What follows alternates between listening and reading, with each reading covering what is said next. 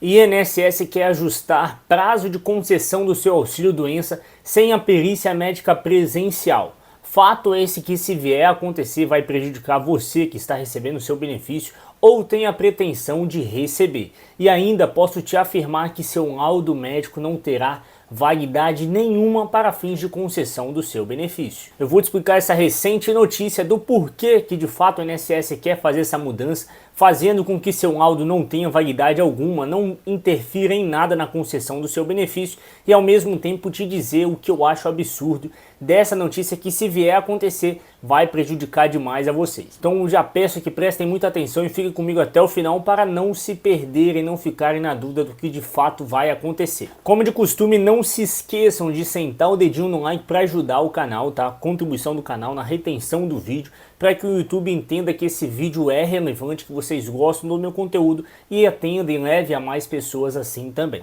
Bem como também, se não é inscrito, se inscreva, que eu trago conteúdo diário, 2 vezes ao dia, sobre benefícios assistenciais do INSS, tudo que você precisa saber para conseguir o seu benefício. Combinado? Vamos às informações principais. Para quem acompanha as regras de mudanças do nosso auxílio-doença, conhecido, a nomenclatura mudada para auxílio por incapacidade temporária, saiba que o INSS está planejando fazer a mudança do auxílio-doença, o prazo de validade dele, a depender da sua enfermidade em si, ou seja, a CID correspondente e o seu tipo de segurado. Isso sem dúvidas vai trazer um dano colateral a toda uma categoria, a diversos beneficiários que eu sei que a maioria de vocês aqui que me acompanham, que necessitam do seu auxílio-doença e principalmente agora, já é difícil até mesmo com o nosso laudo médico. Imagine o INSS mudando o prazo de validade daqueles benefícios que foram concedidos sem a perícia presencial e quais os danos referentes a mudanças daquela categoria.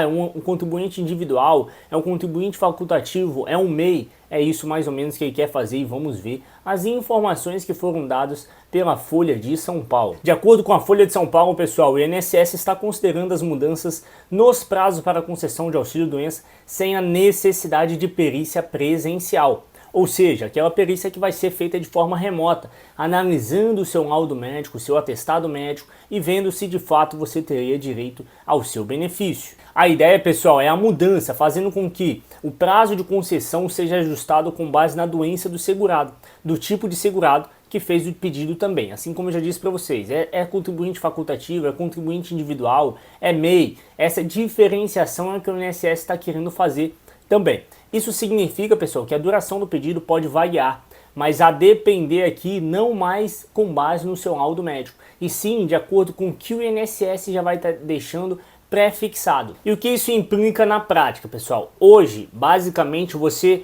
consegue o seu auxílio-doença de que forma? Se você tem uma enfermidade, independente se você é MEI, se é contribuinte individual, se é facultativo, se está desempregado, não importa. Se você teve alguma enfermidade que te dê ao afastamento superior a 15 dias, que você não consiga exercer as suas atividades habituais, você vai passar pelo seu médico, vai pedir com que ele faça aquele preenchimento do seu laudo perfeito que eu já ensinei para vocês e vou resumir aqui novamente: nome completo, CPF, data de início da sua enfermidade, qual a CID correspondente, qual o tipo de tratamento que você necessita, se vai ser uma fisioterapia, se vai ser o uso de medicamento, se for o uso de medicamento, o pulo do gato, se ele também, o medicamento em si te causa algum prejuízo das suas atividades habituais, seja tontura, seja uma dificuldade de lembrança, qual seja. Se tiver essa informação, é um pulo do gato que pode te ajudar sim na concessão do seu benefício.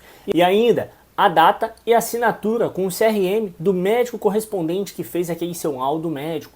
Esse seria um laudo médico perfeito, de forma resumida, mas eu já fiz um vídeo para vocês nesse sentido, e se você nunca viu, vou deixar na descrição para você acompanhar depois. Se você apresentar esse laudo, tendo o tempo de segurado mínimo, obviamente, você irá passar pelo INSS. E o INSS vai analisar ou pelo ateste médico, que você teria direito ao afastamento, de fato já concedeu o seu benefício, ou será pela perícia médica presencial e também conseguirá o seu benefício. Com essa medida, pessoal, que o INSS está querendo modificar o prazo máximo de concessão para aqueles benefícios que não precisam de perícia médica presencial, doenças, e mudar ainda o grau de segurado, basicamente o seu atestado, conforme eu disse para vocês, o seu laudo médico, não terá validade nenhuma. Por quê? Porque o INSS vai prefixar prazos correspondentes àquela enfermidade. Então, a título de exemplo, vamos supor uma enfermidade no pé, né, a qual a pessoa torceu o tornozelo, por exemplo, e não tem mais aquela possibilidade de trabalhar, de andar, de se locomover, carregar peso, entre outros exemplos.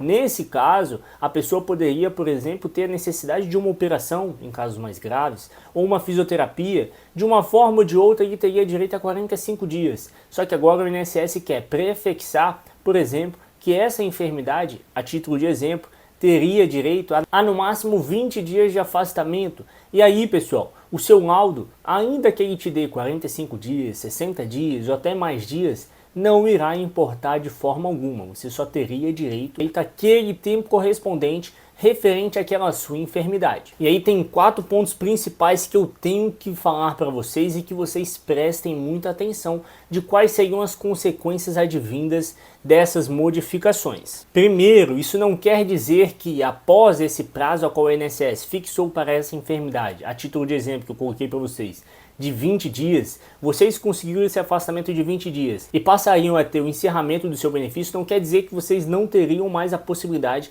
de conseguir o seu benefício. Obviamente, conforme é constitucional, você tem direito ao seu auxílio-doença enquanto perdurar a sua enfermidade. Ocorre que, nesse caso, provavelmente, a partir desse prazo de 20 dias, a título de exemplo, novamente, vocês terão que fazer um novo pedido ou passar pela perícia médica presencial, que a gente já sabe que sua grande maioria também te dá um indeferimento do prosseguimento do seu benefício, tendo a única alternativa você fazer um novo pedido ou ir diretamente para a esfera judicial, que aí é a mais viável para fins de concessão do seu benefício. Então o primeiro ponto seria esse: vocês têm que entender que o direito de vocês a conseguir o seu benefício não estará abarcado apenas aquele prazo fixado pelo INSS. Esse é somente o prazo em que ele enxerga como adequado, mas vocês podem mesmo assim fazer novos pedidos. Segundo ponto, ainda que seu laudo médico vai ficar de segundo plano, já que o INSS vai prefixar prazos para determinadas enfermidades,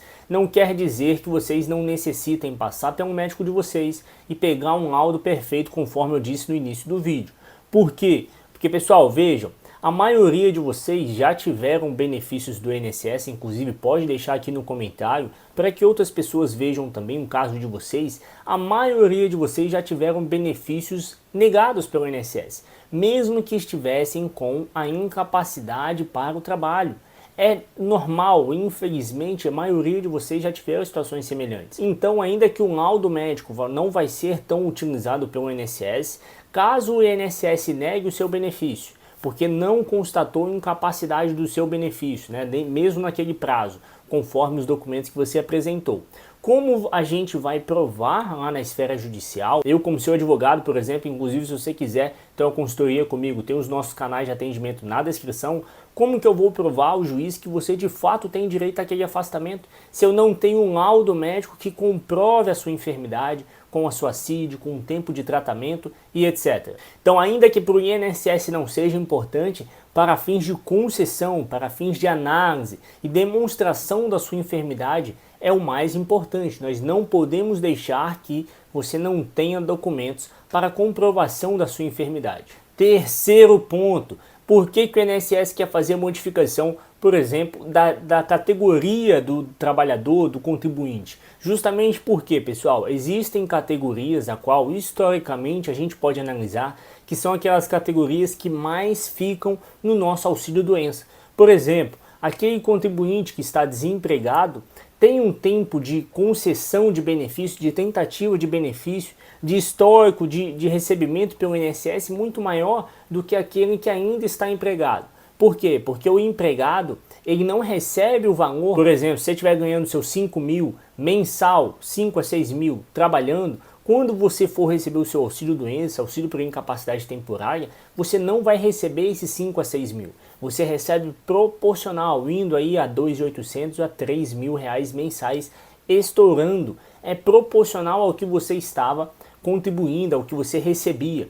Por isso que por muitas das vezes a pessoa que estava num padrão de vida de 5 a 6 mil mensal, quando ele tem uma enfermidade e recebe bem a menos, a tendência é que ele não fique se prolongando no auxílio-doença. ainda que não esteja 100% a voltar a trabalhar, justamente porque está recebendo bem a menos. Então, no primeiro indeferimento do INSS, por vezes esse segurado opta em voltar a trabalhar, mesmo com sequelas ainda, mesmo em tratamento ainda, do que de fato tentar aquela concessão do seu benefício por longos tempos. Por outro lado, aquele que está desempregado, ele se mantém no seu benefício justamente por quê? Porque ele não tem outro trabalho para vir a receber. E não está errado. A pessoa tem que continuar no seu auxílio-doença enquanto estiver incapacitado. Independentemente se está desempregado, se é contribuinte individual, facultativo, MEI, não interessa. Se tem a qualidade segurado, tem que receber o seu benefício enquanto estiver incapacitado para o trabalho, independente do tempo que for. E em quarto ponto, e o mais importante aqui entre as nossas análises que a gente fez,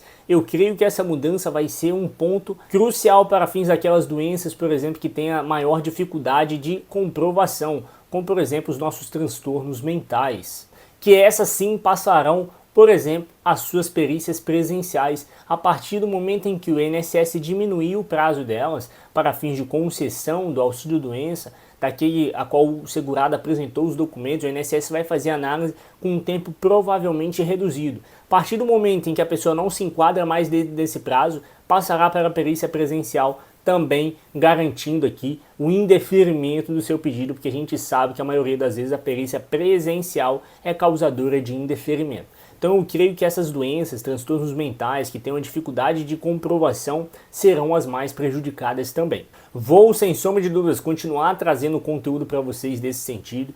A princípio é apenas uma notícia, é uma tendência que o INSS vá fazer isso, foi publicado pelo Folha de São Paulo e eu vou continuar trazendo para vocês. Por isso eu conto com a colaboração de vocês no compartilhamento para que a gente alcance mais e mais pessoas e elas possam ver as tendências do INSS.